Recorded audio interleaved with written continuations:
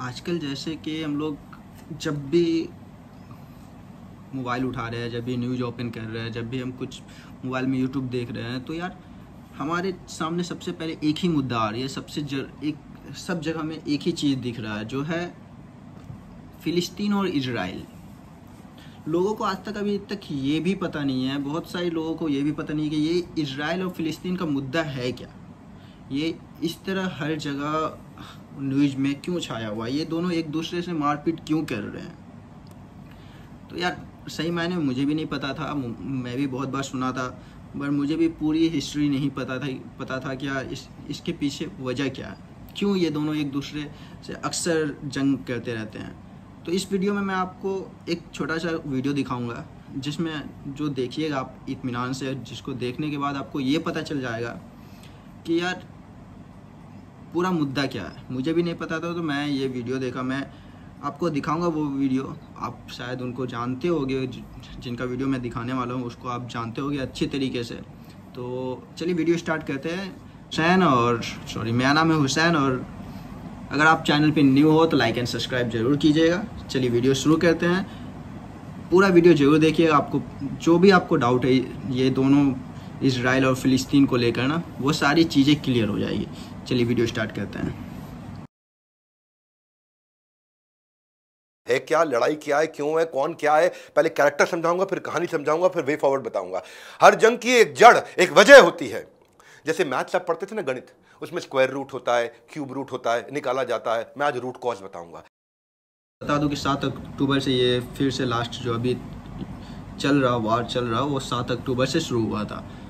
ठीक है, तो वीडियो देखते हैं। क्या रूट कॉज है। मैं एक कॉम्प्रिहेंसिव और न्यूट्रल व्यू देने वाला हूं। इजराइल की क्या गलती, पैलेस्टीनियंस की क्या गलती, इसमें बाकी लोग क्या कर रहे हैं, ये लड़ाई चलेगी, कौन जीतेगा, कौन हारेगा। पहले शुरू करते हैं 7 अक्टूबर को हुआ क्या। सुबह 6:30 बजे का समय था, लोग सो के उठ रहे थे अभी, तभी पूरे देश में सायरन बज गए। लोगों ने नजरें उठा के देखी, आसमान में आतिशबाजियां नहीं, आसमान में आतिशबाजियां पटाखों के नहीं, रॉकेट थे। हमस ने 1 नहीं, 2 नहीं, 3 नहीं, पूरे 5000 रॉकेट इकट्ठे डाल दिए। एंटी बैलिस्टिक जो अरेंजमेंट था उसको भी उन्होंने तोड़ के फोड़ के बराबर कर दिया, क्योंकि इतनी बड़ी तैयारी तो इजराइल भी नहीं कर पाया था कि 5000 रॉकेट एक साथ झेल जाए। 20 मिनट की फायरिंग में हजारों लोग मारे गए। यह था 7 अक्टूबर। फिर आया 8 अक्टूबर, अगले दिन खड़ा हो गया इजराइल वापस। बदले में इजराइल ने हमस के खिलाफ जंग का भयंकर ऐलान कर दिया, और क्या बोला, ये हमस के साथ हमारी आखिरी जंग होगी। लोगों ने पूछा क्यों आखिरी जंग, बोला क्योंकि इसके बाद हमस बचेगा ही नहीं। मैं आपको बता दूं कि बहुत सारे वीडियो ऐसा सामने आ रहा, बहुत सारे चीज़ें वहाँ के सामने आ रहे जो देखकर बहुत बुरा लगता है यार।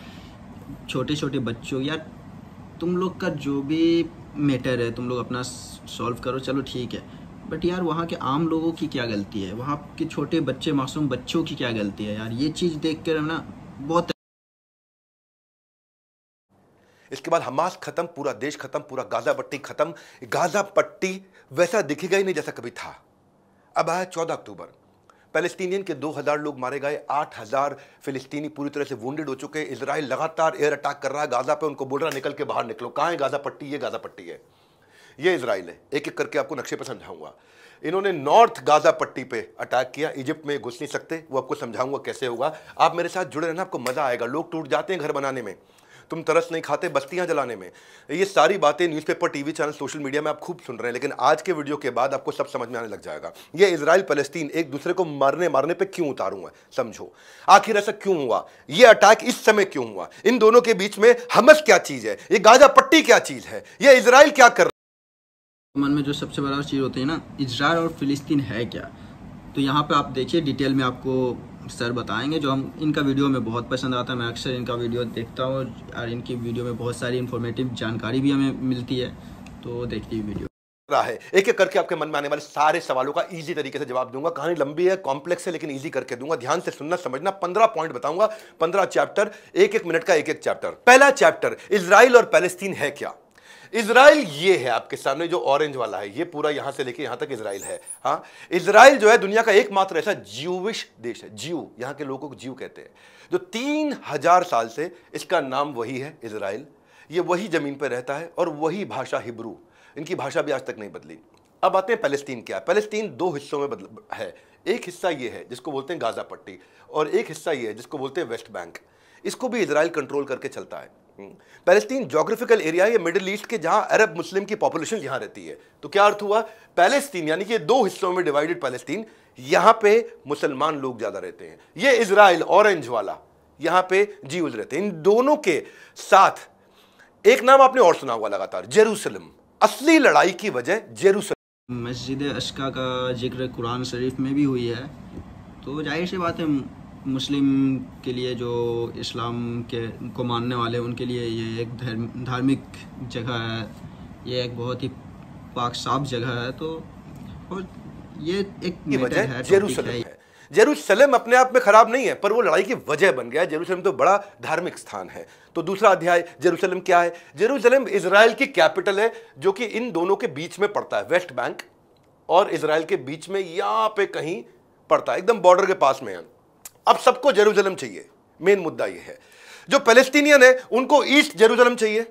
क्यों चाहिए? वो कहते हैं ये हमारा पवित्र स्थान है, अल अक्सा मॉस्क, यानी कि वो मस्जिद, ये इसको अपना कैपिटल बनाना चाहते हैं। इजराइल कहता है ये मेरी कैपिटल है, वो कहता है नहीं हम इसको अपनी कैपिटल बनाएंगे। इजराइल कहता है जेरूसलम मेरी इनडिवाइजेबल कैपिटल है, बेटा डिवाइड नहीं करने दूंगा उसको। ऐसे छाती ठोकता है ये इजराइल का। वो कहते हैं तू कितनी मर्जी छाती ठोक, हम तेरी छाती में गोली ठोकेंगे। तो ये कहता है मेरी इटर्नल कैपिटल, आज नहीं शाश्वत काल तक, जब तक ये पृथ्वी रहेगी जेरूसलम मेरी कैपिटल रहेगी। कौन बोल रहा है? ये इजराइल। अब जेरूसलम इतना इंपॉर्टेंट क्यों है, झगड़ा क्यों है? क्योंकि यहां पे 3 धर्मों का पवित्र स्थान है, एक क्रिश्चियंस का, एक जीव्स का और एक मुसलमान यानी कि इस्लामिस्ट लोगों का, इस्लामिक लोगों का। क्रिश्चियन के लिए क्या है? जेरूसलम में जीसस क्राइस्ट बचपन में यहीं लाए गए थे, यहीं उन्होंने अपनी प्रचार किया था, अपनी 10 कमांडमेंट दी थी, यहीं उनको सूली पर लटकाया गया था, जिसको कहते हैं क्रूसिफिकेशन, क्रूसीफाई किया जीसस क्राइस्ट को। जेरूसलम में ही हुआ सब कुछ है, और यहीं वो पुनर्जीवित भी हुए, जैसे बोलते हैं रिसरेक्टेड।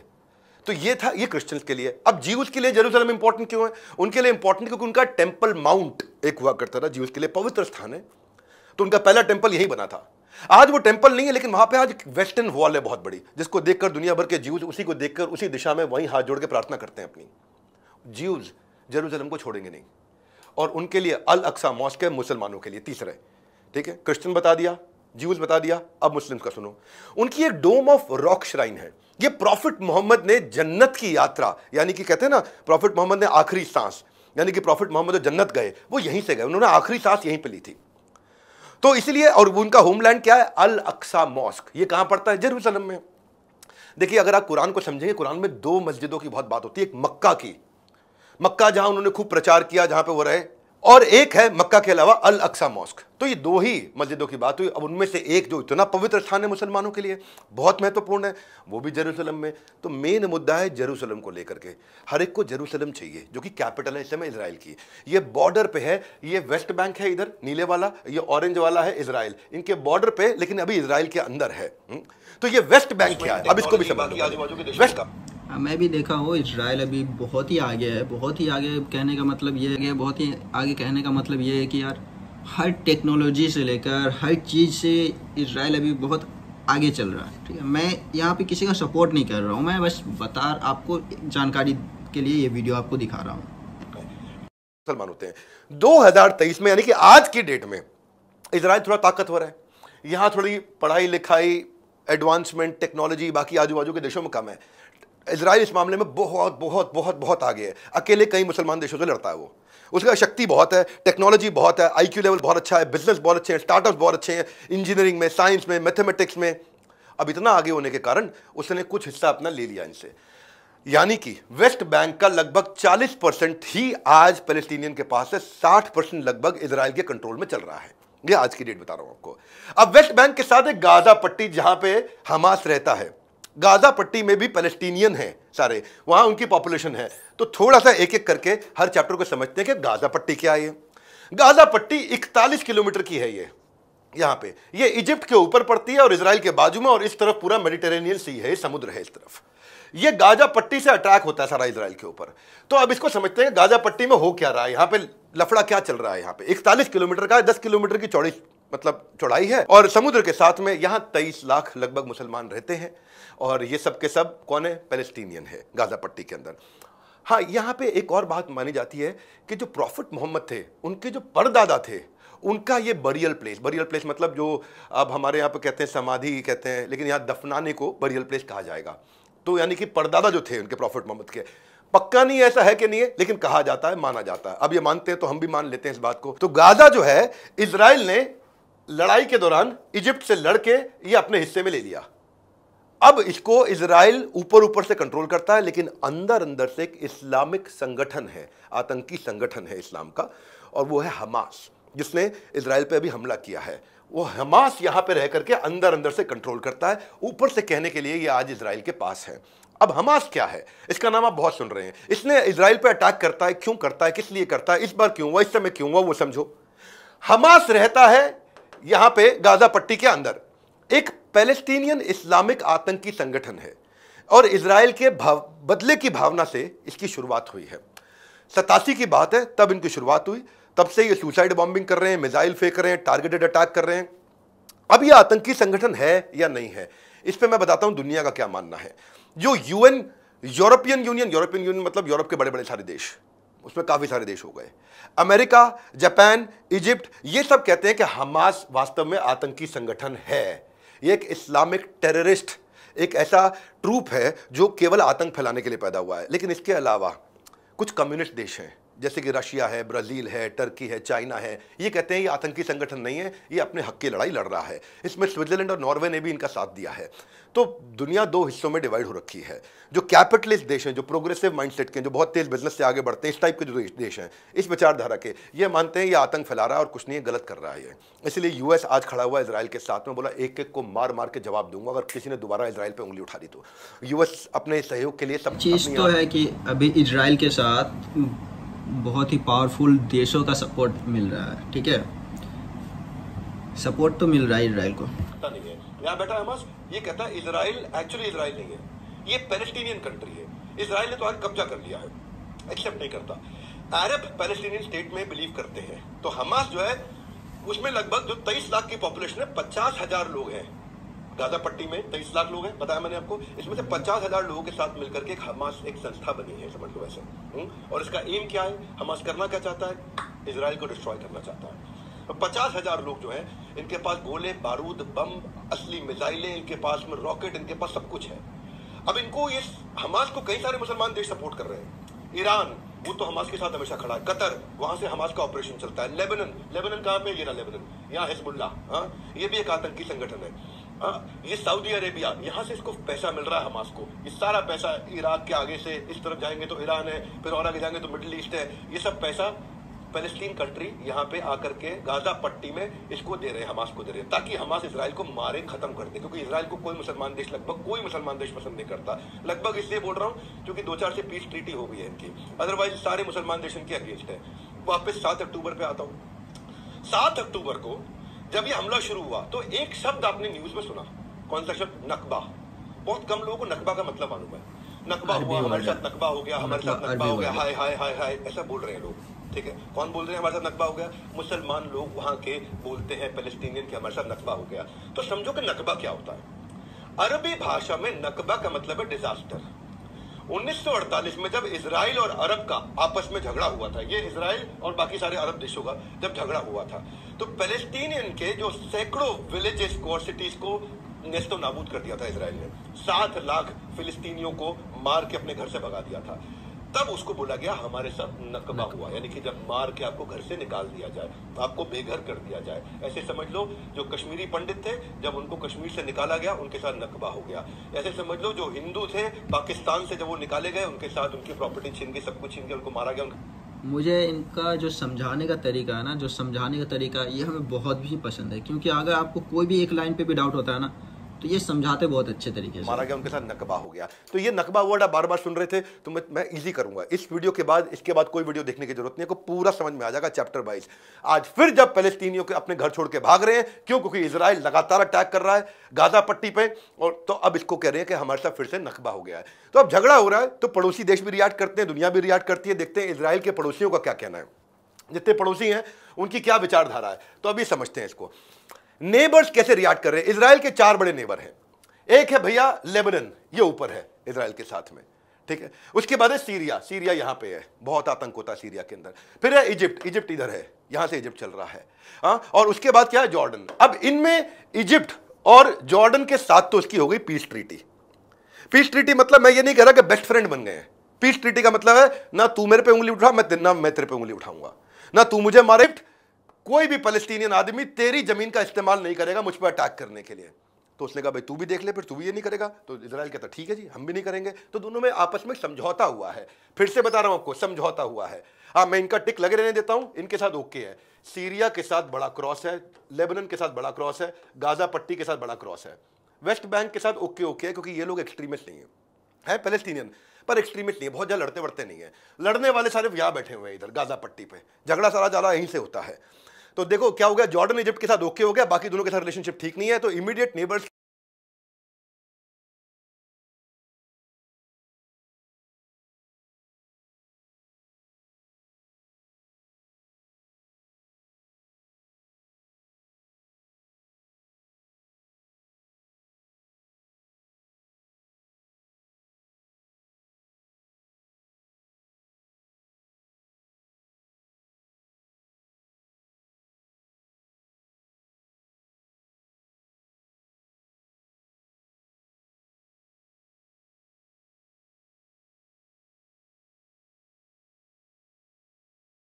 ना ज्यादा मुस्लिम बनते हैं अपने आप को, ना ज्यादा क्रिश्चियन बनते हैं।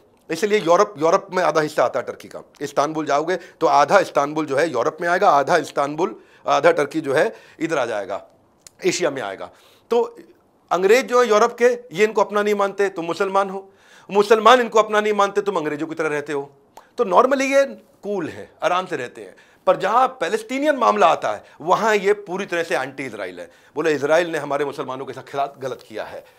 तो ये क्या बोलते हैं, ये एक रिलीजियस ब्रदरहुड है इनका। तो अब आती है बारी इजराइल के दूसरे बड़े एनिमीज की। सबसे बड़ा और अगला एनिमी कौन है? ईरान। ईरान इराक के जस्ट आगे, नेक्स्ट कंट्री।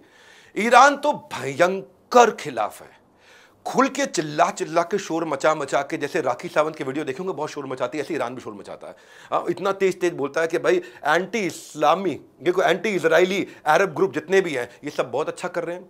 ये लगातार हमास को फंडिंग, वेपन और सपोर्ट देता रहता है। और इसका कहना है कि इजराइल इलेजिटिमेट है, अवांछित संतान समझ लो आप, अवांछित संतान, इलेजिटिमेट। इजराइल जो है ना वो देखता है ईरान उसके लिए डायरेक्ट एग्जिस्टेंशियल थ्रेट है।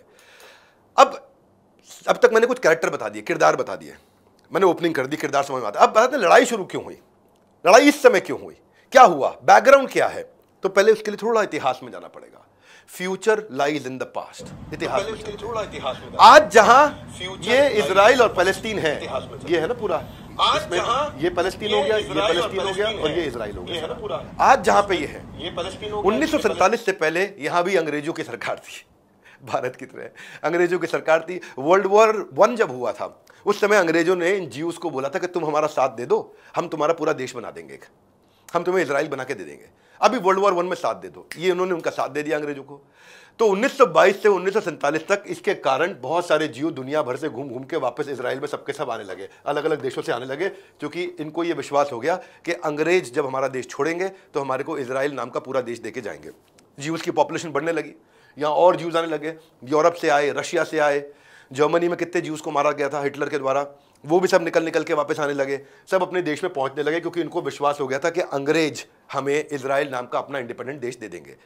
अब इससे क्या हुआ, ज्यूज की पॉपुलेशन अचानक बढ़ने लगी। हर दिन कुछ ना कुछ ज्यूज आ रहे हैं, हर दिन कुछ सैकड़ों ज्यूज आ रहे हैं, हर दिन आ रहे हैं, सब जगह देश में इकट्ठे होते जा रहे हैं, पॉपुलेशन बढ़ने लगी। अब मुसलमान वहाँ कम होने लगे, तो अरब जो थे और ज्यूज थे उनमें कॉन्फ्लिक्ट।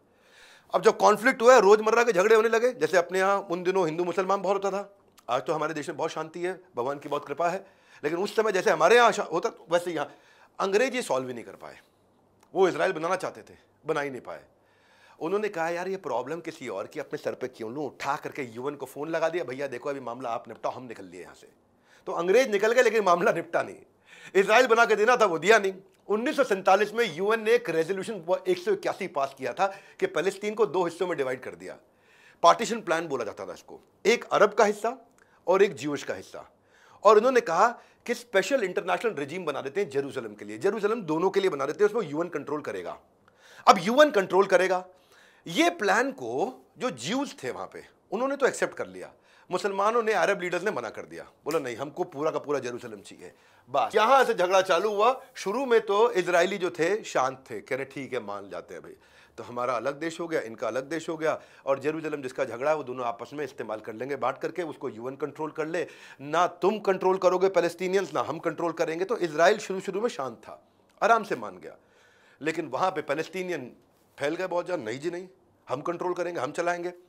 जब वो नहीं माने तो यूएन रेजोल्यूशन मई 14, 1948 में जब इजराइल बनाया गया और ये दो जेरूसलम दोनों को दे दिया, जैसे ही इजराइल बना सारे मुसलमानों ने आके अटैक कर दिया, और उन्होंने कहा कि हम सारे मुसलमानों ने आके अटैक कर दिया और उन्होंने कहा कि हम पूरा जेरूसलम लेंगे अपने पास। सारी नेबरिंग अरब कंट्रीज ने इजराइल पर खूब अटैक किया, लेकिन उस पहली अटैक और पहले वॉर में इजराइल तैयार हो गया, उसने अपने आप को प्रिपेयर कर लिया। अब बात थी 1949 की, इजराइल ने सारे देशों को उड़ा दिया, सबको मार डाला वहां पे, और जीत के बाहर निकला। और जैसे जीत के बाहर, लड़ाई जीत के बाहर निकला, तो उसने क्या किया, अपने देश को तो बचाया, जेरूसलम पूरा कब्जे में ले लिया, और 78% टेरिटरी उठा करके पैलेस्टीनियंस की भी अपने कंट्रोल में ले ली। 7.5 लाख पैलेस्टीनियंस का नकबा कर दिया उन्होंने, सबको निकाल के भगा दिया मार के। देखने में डरने की बात है बहुत, एक छोटा सा नन्हा सा देश। हमारे यहाँ तो समझो कि आप, हरियाणा छोटा है बहुत, हिमाचल प्रदेश और भी छोटा है ना, इतना छोटा सा देश, और सारे मुसलमान देशों के खिलाफ इकट्ठे खड़ा हुआ। जंग सरहदों की लकीरें भले ही बदल देती है, सरहद की लकीर बदल गई, यहाँ पे नया सरहद बन गई, इजराइल बड़ा होकर के निकला, लेकिन अपनों को खोने का दर्द, उसकी जो चेहरे पर लकीरें हैं वो परमानेंट वो हमेशा रहता है। सवाल उठता है, 2 नेशन का जब सोल्यूशन मिल गया, जब 2 नेशन का सोल्यूशन आ गया, तो अब भी लड़ाई क्यों हो रही है? जब 1949 में सब निपट गया, तो अब तक लड़ाई क्यों हो रही है? बस इसलिए हो रही है कि 9वां अध्याय इजराइल की कुछ डिमांड्स है। इजराइल की क्या डिमांड है? जैसे फ्रेंच लोगों के लिए फ्रांस है, जर्मन्स के लिए जर्मनी है, चाइनीज लोगों के लिए चाइना है, इजराइल कहता है ज्यूज के लिए इजराइल होना चाहिए। हजारों ज्यूज को गैस की पाइपलाइन में जिंदा मार दिया डाल के। अब वो कहते हैं भाई हमारे को भी अपना देश चाहिए, हम क्या गलत मांग रहे हैं, ये हमारा देश है। तो ये, और दूसरा इनकी डिमांड क्या है कि गाजा पट्टी जो है और वेस्ट बैंक है, इस पे भी मेरा कंट्रोल होना चाहिए, ये इसकी डिमांड है। और जेरूसलम में कोई घुसेगा नहीं, क्योंकि जेरूसलम केवल ज्यूज का है, ये हमारी कैपिटल, ये इसकी डिमांड है। अब इस डिमांड के लिए ये लड़ क्यों रहा है? ये हमारी कैपिटल, ये लड़ रहा है अपने अस्तित्व के लिए, ये लड़ रहा है अपनी एग्जिस्टेंस के लिए। ये कह रहा है कि मेरे पास केवल एक छोटा सा देश है पूरी दुनिया में, एक देश है मेरा जरा सा, इतने से देश पे पंगा नहीं लोगे। और वो देश जिसको सारे अरब्स ने पूरी तरह से घेर रखा है हर तरफ, यहाँ बहुत सारे अरब कंट्रीज है, मैं नक्शा अभी चेंज नहीं कर रहा, डिस्ट्रैक्ट ना हो, सारे अरब कंट्रीज ने घेर रखा है, मैं छोटा सा हूँ, मेरे को यहाँ रहने दो शांति से, यहाँ पंगेबाजी मत करो मेरे साथ में। और वो ये कहते हैं कि बेटा अगर मैं हार गया, इजराइल कहता है अगर मैं एक बार हार गया तो मैं एवरीथिंग, उसी समय I will lose everything and everything will be taken away for ever. इसको मालूम है एक बार हारा, हमेशा हमेशा के लिए ज्यूज खत्म, मार मार के सारे ज्यूज ये दुनिया में भगा देंगे, उसके बाद मेरा कोई दूसरा देश बन नहीं पाएगा, तो मैं हारूंगा एक बार भी नहीं। इसीलिए इजराइल को माना जाता है कि अगर आप उस पर उंगली उठाओगे तो उंगली नहीं गर्दन तोड़ता है वो, क्योंकि वो ये बताना चाहता है कि मुझसे लड़ना मत, क्योंकि मैं अगर एक बार यहाँ मरा तो मैं दोबारा जिंदा नहीं हो पाऊंगा कभी भी, हमेशा के लिए चले जाऊंगा। इसीलिए इजराइल क्या कहता है कि ये मेरी हमास के साथ आखिरी लड़ाई है। ये बड़ी स्ट्रॉन्ग स्टेटमेंट है, ये आखिरी लड़ाई है, आखिरी इसलिए क्योंकि हमास जिंदा नहीं बचेगा, कोई नहीं बचेगा। अब दूसरी तरफ इनकी क्या डिमांड है पैलेस्टीनियंस की, ये क्या मांग रहे हैं? ये कह रहे हैं मेरे को एक देश बना दो, वेस्ट बैंक और ये गाजा पट्टी और ईस्ट जेरूसलम, यहां जो जेरूसलम की कैपिटल है, बोले 3 चीज मिलाकर के मेरे को एक देश दे दो, मुझे भी तुम्हारे से कोई लेना देना नहीं है। तो ऐसा नहीं है मुसलमान लड़ना चाहते हैं यहाँ पे, लेकिन उनको भी सबको जेरूसलम में इंटरेस्ट है। तो इजराइल अपनी एक्सपेंशनिस्ट फिलॉसफी, यानी कि हमारे को कंट्रोल करने की फिलॉसफी छोड़ दे, इनकी भी थोड़ी लेजिटिमेट डिमांड लगती है। और ये कहते हैं जेरूसलम हमारी कैपिटल है, जो हमारी होली साइट है, क्योंकि आप जानते हैं 2 ही मस्जिदें थी जिनकी बात हुई है। अब वो बात मैं कर चुका हूं, आगे रिपीट किए बिना मैं आगे चलता हूं तेजी के साथ आपसे। अब पैलेस्टीनियन लड़ क्यों रहे हैं? इनको एब्सोल्यूट इंडिपेंडेंस चाहिए इजराइल से, ये चाहते हैं कि अरब के अगेंस्ट जो उतना भी झगड़ा चल रहा है बंद हो जाए, और ये कहते हैं हमारी धरती है, इजराइल ने कब्जा कर लिया। बड़ी सिंपल सी बात है। अब आते हैं 10वें अध्याय पे, सोल्यूशन क्या है? अभी तक क्या क्या सोल्यूशन हो चुके हैं? पहला सोल्यूशन था, सोल्यूशन ठीक लग रहा है, ये कर लो, 2 अलग देश बना दो और ऐसे चलो, लेकिन में चैलेंज है। चैलेंज क्या है? अगर प्रॉपर बॉर्डर डिफाइन नहीं होता है तो जेरूसलम की कैपिटल का इशू आ जाता है। दूसरा है सबको एक ही देश बना दो, एक देश बना दो, पूरा गाजा पट्टी भी एक कर दो, पूरा इजराइल भी एक कर दो और पूरा वेस्ट बैंक भी एक कर दो, और सब मिलके रह ले, 2 नक्शे एक होंगे बड़े हक से। ये दूसरा प्रपोजल किया, लेकिन इसमें दोनों की दोनों कम्युनिटी जब साथ में रहेंगे, तो प्रॉब्लम यह है कि इजरायली लोग हैं बहुत ज़्यादा पढ़े लिखे, बहुत जीनियस, बहुत इंटेलिजेंट, बहुत स्मार्ट। तो ये सारी लीडरशिप में पैसे ही दुनिया में जिस भी देश में जाते हैं वहाँ लीडरशिप पोजीशन पे पहुँच जाते हैं। तो अपने देश में ये पैलेस्टीनियन मुसलमानों को तो लीडरशिप देंगे ही नहीं देंगे। और इनको लगता है कि मेरी ज्यूइश आइडेंटिटी थी, यानी कि मैं एक धर्म का राज्य, एक धर्म का देश था, वो खत्म हो जाएगा। और लीडरशिप रोल अगर ये पैलेस्टीनियन को नहीं दिए तो फिर से झगड़े होंगे। और फिर इसमें एक और लफड़ा है। पैलेस्टीनियन ये कहते हैं कि भाई जो लोग लेबनान भाग गए उनको वापस लेके आओ, जो सीरिया भाग गए उनको वापस लेके आओ, जो जॉर्डन भाग गए उनको वापस लेके आओ, जो इजिप्ट भाग गए उनको वापस लेके आओ। तो इजराइल के मन में एक और खतरा है, अगर इतने सारे पैलेस्टीनियन मेरे देश में फिर से बढ़ गए तो ये फिर मेरे को मारेंगे। अभी मुझे अंदर से मारेंगे, पहले बाहर से मारते हैं। हाँ, तो फिर से अटैक का डेमोग्राफी चेंज हो जाएगी ना भाई। ज्यूज अभी मैक्सिमम है और तो मुसलमान बराबर हो गए या उनसे ज़्यादा बढ़ गए तो ये तो खा जाएंगे, ख़त्म कर देंगे। तो इस चक्कर में ये वाला भी मुद्दा नहीं सॉल्व हो रहा है। तो इसके लिए अटैक अब आज की डेट में दोबारा क्यों हुआ, इतना बड़ा अटैक क्यों हुआ, उसके 3 कारण हैं। ये मेरा 11वां अध्याय है। इतने बड़े अटैक इस समय आज की डेट में क्यों हुआ, उसके 3 कारण है। पहला, हमास ने इस बार अल अक्सा स्टॉर्म ऑपरेशन का नाम दिया इसको। अल अक्सा याद है क्या है? ये जेरूसलम में मस्जिद है जो कि बहुत ज़्यादा पवित्र मस्जिद, पवित्र स्थान माना जाता है मुसलमानों के द्वारा। और ये कहते हैं कि पिछले कई महीनों से इजरायली आर्मी जो थी वो मस्जिद में घुस जाए, मस्जिद में घुस के आके थप्पड़ मारे, चांटा मारे, कुछ करे, एक आधे को गोली मार दे, कुछ को पकड़ के जाए, कुछ को जेल में डाल दे। अब इजराइल दूसरी तरफ बोलता है कि नहीं नहीं, ये लोग मस्जिद में प्रार्थना करने नहीं जाते हैं, ये नमाज पढ़ने नहीं जाते, ये मस्जिद में जाकर के अटैक का प्लान कर रहे हैं। ये आर्म फोर्सेज है हमारी, उसको पत्थर मारते हैं फिर मस्जिद में भाग जाते हैं, आते हैं फिर पत्थर मारते हैं फिर मस्जिद में भाग जाते हैं। तो इजराइल कहता है कि ये हमें तंग कर रहे हैं और मुसलमान कहते हैं नहीं, इजरायली हमको तंग कर रहे हैं। अब पैलेस्टीन जो है वो इजराइल की फोर्स कहते हैं कि जब मॉस्क में घुस करके हमको मारती है, सिविलियंस को भगाती है, तो भाई हमारे लिए हमारे को बड़ी पीड़ा होती है। इस पीड़ा के हक में आवाज़ उठाने के लिए हमास खड़ा हुआ इस बार और इनको आके अटैक किया। ये था पहला कारण। दूसरा कारण जो हो सकता है इनके अटैक का, वो था यूएस जो कि उस तरफ है, उसकी एक सऊदी अरेबिया जो है ना, इन सारे जीसीसी कंट्रीज, गल्फ कंट्रीज में उनका सरदार माना जाता है कि भाई वहाँ के अगर लीडर्स ने कुछ बोल दिया तो ये सब के सब चुपचाप मान लेते हैं। लेकिन यूएस ने क्या किया, उसने कहा लीडर को ही मैं तोड़ लेता हूँ। अमेरिकन बहुत तेज है, वो क्या है, वो उनके पास पावर बहुत है, मसल मनी सब कुछ बहुत है, मसल मनी मैन सब उनका बहुत स्ट्रांग है। तो उन्होंने कहा लीडर को अपने साथ तोड़ के ले आते हैं। तो उन्होंने सऊदी अरेबिया के लीडर को फ़ोन लगाया, हाँ भैया, हाँ बोलिए, देखो तो हम तुमको एक आइडिया दे रहे हैं। बोले क्या? तुम ये पैलेस्टीनियन का साथ बंद कर दो, तुम्हारे को जिंदगी में किसी ने हाथ लगाया तो अमेरिका आगे खड़ा हुआ दीवार की तरह। ये सऊदी अरेबिया के लीडर्स को ये बात ठीक लगी कि हम अमेरिका के साथ मिल जाते हैं। अब सऊदी अरेबिया हुआ ये कि अगर अब ये बातचीत काफ़ी दिन से चल रही है, बहुत दिन से बातचीत चल रही है, लगभग ओके हो गया है कि सऊदी अरेबिया और अमेरिका अब एक होने जा रहे हैं, जो कि आपस में कभी एक नहीं थे। ये इजराइल के खिलाफ हुआ करता था सऊदी अरेबिया और सबको ताकत मिलती थी कि ठोको इजराइल को। अब अगर सऊदी अरेबिया सबसे बड़ा लीडर ही गायब हो गया तो भाई राजा गया तो प्रजा भी उड़ेगी ना। तो वो टेंशन चल रही है पूरे माहौल में। तो अगर सऊदी अरेबिया आवाज़ ही नहीं उठाएगा तो जो अरब वर्ल्ड का सबसे बड़ा पावर सेंटर, अगर उसी ने आवाज़ नहीं उठाई तो पैलेस्टीनियन का जो कॉज है, इनका जो मुद्दा है, इनकी जो आवाज़ है वो दब जाएगी, धीमी पड़ जाएगी, कमज़ोर हो जाएगी। अब इनको हो गई घबराहट कि सऊदी अरेबिया को रोको, सऊदी अरेबिया को रोकना मुश्किल काम है। तो इन्होंने कहा कि इस समय अटैक करते हैं, इससे पहले कि इनकी पार्टनरशिप फाइनल हो जाए, कागज साइन हो जाए, इससे पहले ऐसा अटैक करते हैं कि सऊदी अरेबिया को मैसेज देते हैं, भैया रुकने वाले नहीं है, तू इधर जा या उधर जा। तो सऊदी अरेबिया को मैसेज देने की कोशिश करी इन्होंने कि अमेरिका से मत मिलो, इजराइल के फेवर में मत जाओ।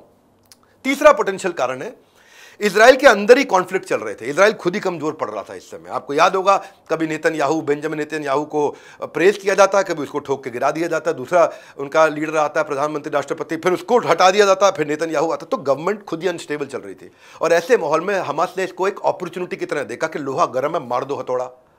तो ये 3 कारण थे कि इस डेट पे ये अटैक किया गया। अब एक और सवाल उठता है 12वां अध्याय कि इतनी डिफिकल्ट हिस्ट्री और इतने सारे युद्ध के बाद भी इजराइल इतना मजबूत खड़ा कैसे है? कारण क्या है? इजराइल क्यों इतना पावरफुल है?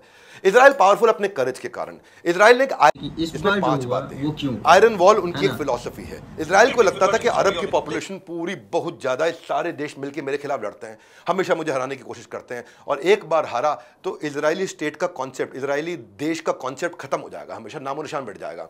तो आयरन वॉल की फिलॉसफी तैयार करी इसने। इसमें ये एक डेटरेंस की तरह है। डेटरेंस क्या होता है कि भाई तेरे पास न्यूक्लियर है, लगा तू, मेरे पास भी है, तूने कुछ किया ना तो उससे डबल पावर से मारूंगा। मारते नहीं है लेकिन डराने के लिए रेडी कर रखा है अपने आप को, रेडी तैयार कर रखा है कि नहीं है? ऐसा सांप है जो फन दिखाएगा, डसेगा नहीं, लेकिन बता देगा भाई जहर मेरे पास भी है, तूने काटा तो मैं तुझे 4 जगह काटूंगा।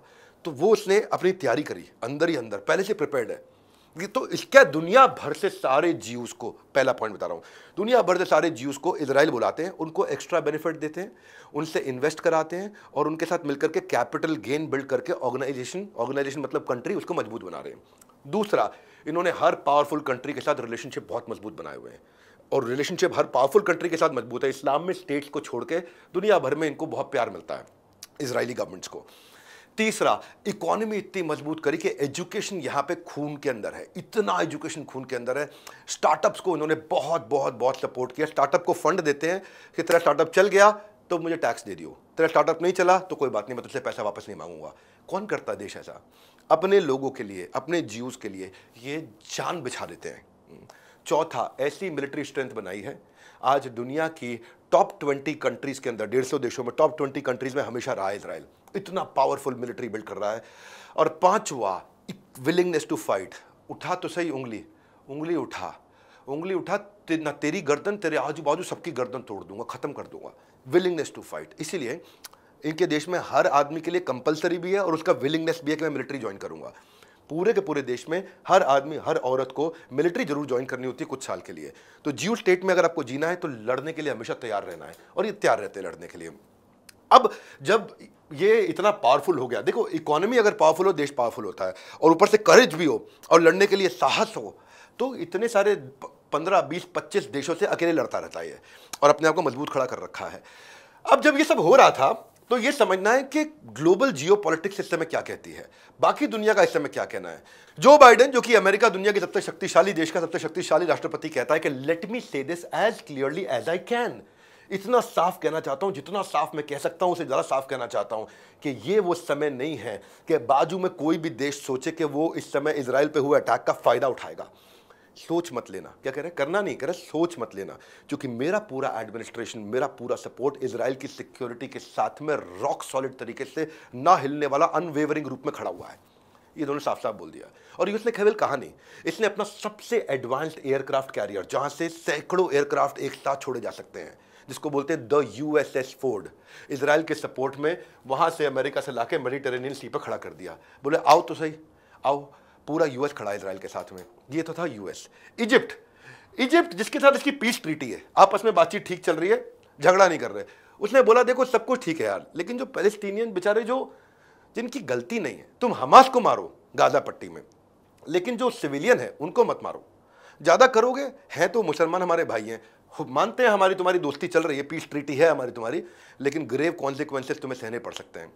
तो कहने को इजिप्ट लड़ नहीं रहा है, कुछ नहीं कह रहा, शांत बैठा है, पर फिर ये मैसेज भी दे रहा है, क्योंकि ये लोग ना नीचे नहीं आ सकते। पीस ट्रीटी के चक्कर में इजिप्ट ने यहाँ दरवाजा बंद कर दिया है। अब पैलेस्टीनियन को अटैक कर रहे हैं, उन्हें कह रहे हैं तुम इसे खाली कर दो, सिविलियंस खाली कर दो, मुझे तो खाली हमास को मारना है। अनाउंसमेंट भी करते हैं ना, पहले इन्फॉर्म कर देते हैं, पहले खाली कर दो, हमास को मारेंगे, निकलो यहाँ से, निकलो, हमास को मार, नकबा कर दिया, निकाल दिया हमको फिर से। तो जब ये मार रहा है तो सिविलियन भी मर रहे हैं। तो इजिप्ट का कहना है यार तेरे को जो करना है कर, तेरे को जो करना है कर, मैं तेरे बीच में नहीं आ रहा, लेकिन बेचारे एक आम पीसफुल मुसलमान उसको मत मारियो, क्योंकि फिर मेरा भी मुस्लिम ब्रदरहुड जाग जाएगा। अब जो पैलेस्टीनियन प्रेसिडेंट है, वेस्ट बैंक में बैठा है, ये ज्यादा इजराइल से लड़ता नहीं है, बहुत ये शांत है। इसका नाम है महमूद अब्बास, ज्यादा नहीं लड़ता है, लेकिन फिर भी ये कह रहा है कि पैलेस्टीनियन पीपल के पास अपना अधिकार तो है लड़ने के लिए, क्योंकि तुम तो बाहर से आए हो इजरायली, तुम असली इजरायली हो ही नहीं, तुमने तो हमारा जेरूशलम कैप्चर कर लिया है। तो इस बार इसने थोड़ा सा अगेंस्ट बोला, और हमास को खुल के साथ नहीं, लेकिन हमास के साथ छुप करके पीछे से साथ दे दिया है, जबकि ये हमास को बहुत पसंद नहीं करते थे। कतर, वो इजराइल के अगेंस्ट है, वो कह रहा है इजराइल ही जिम्मेदार है इस वायलेशन, जितना भी वायलेंस हो रहा है। सऊदी अरेबिया क्योंकि अमेरिका से मिलने वाला था, अभी बताया ना आपको, अमेरिका से दोस्ती होने वाला था, और अमेरिका ने समझा दिया कि इजराइल के खिलाफ कोई काम नहीं करेगा, तो वो डिप्लोमेटिक रहा, वो लगभग कुछ नहीं बोला। वो कह रहा है हम देख रहे हैं ध्यान से क्या चल रहा है, हमने पूरी नजर रखी हुई है। तो क्या फायदा तेरी नजर रखने का ना तू इधर का ना तू उधर का है जी। तेरी अमेरिका से दोस्ती होता है। पावरफुल आदमी से दोस्ती करते वक्त आदमी अपने बाकी मुद्दों को छोड़ने पड़ जाते हैं। तो सऊदी अरेबिया चुप बैठा है, कुछ नहीं बोल रहा है।